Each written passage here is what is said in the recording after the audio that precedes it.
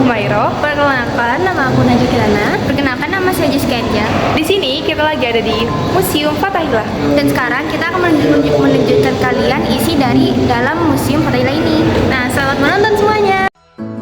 Museum Sejarah Jakarta merupakan cagar budaya yang berada di kota administrasi Jakarta Barat dan menjadi salah satu ikon di kawasan Kota Tua Jakarta.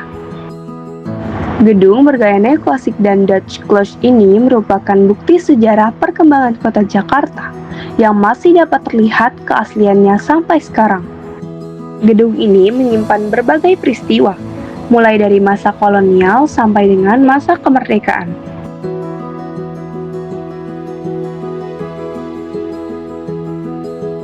Dalam catatan sejarah, Museum Sejarah Jakarta dahulunya merupakan gedung balai kota, dengan beragam fungsi di dalamnya termasuk sebagai kantor gubernur jenderal.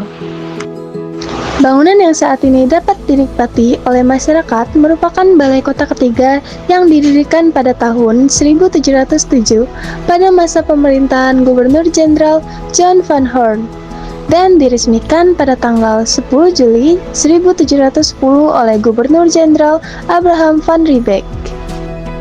Meskipun sudah diresmikan, tetapi pembangunan gedung baru selesai sempurna pada tahun 1712. Terkait bentuknya, bangunan Museum Sejarah Jakarta ini dianggap menyerupai Palace of the Dam di Amsterdam.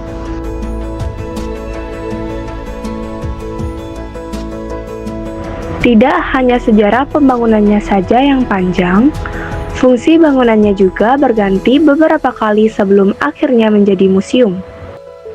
Selain sebagai kantor gubernur jenderal, bangunan ini juga menjadi gedung pengadilan, penjara, dan juga pelaksanaan hukuman.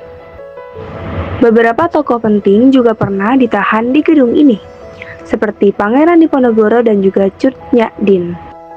Pada tahun 1922, gedung ini beralih fungsi menjadi kantor pemerintahan Jawa Barat.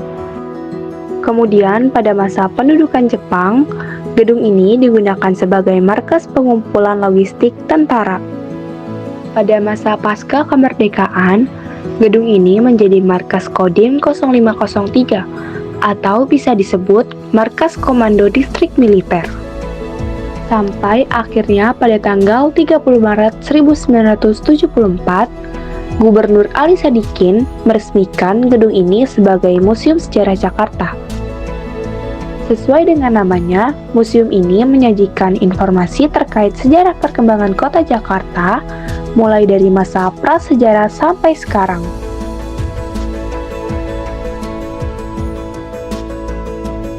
Sejarahnya panjang, tentu saja menjadi nilai penting gedung ini sebagai cagar budaya.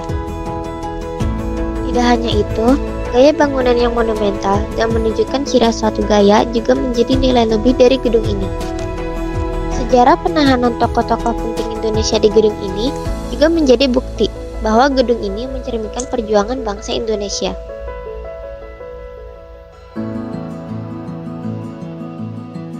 Dan saya akan menjelaskan salah satu peninggalan yang ada pada Museum Fathahillah. Gerabah Buni. Di berbagai tempat di pesisir utara Jawa Barat dan dari timur ke barat pada daerah aliran sungai-sungai Ciparaga, Citarum, Bekasi, Ciliwung, dan juga Cisadane.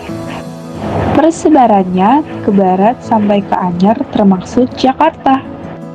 Gerabah Buni dapat dibedakan menjadi dua macam, yaitu gerabah yang berwarna kemerahan dan juga gerabah yang berwarna keabu-abuan.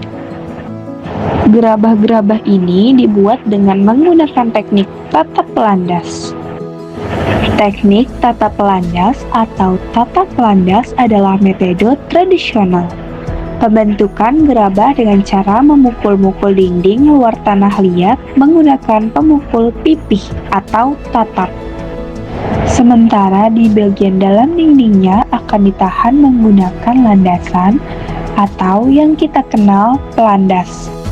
Pola hias yang dianggap dengan ciri lokal gerabah Buni adalah unsur hias yang berbentuk persegi yang ditempatkan di bagian tengah lingkarannya, Sementara pada bagian luar lingkarannya terdapat garis-garis pendek seperti pancaran sinar.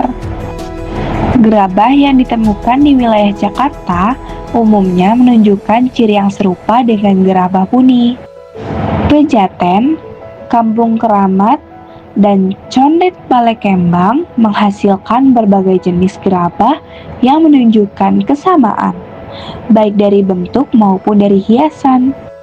Gerabah berhias dibuat dengan teknik digores dalam bentuk pola sisir, garis-garis lengkung, dan juga lingkaran-lingkaran kecil.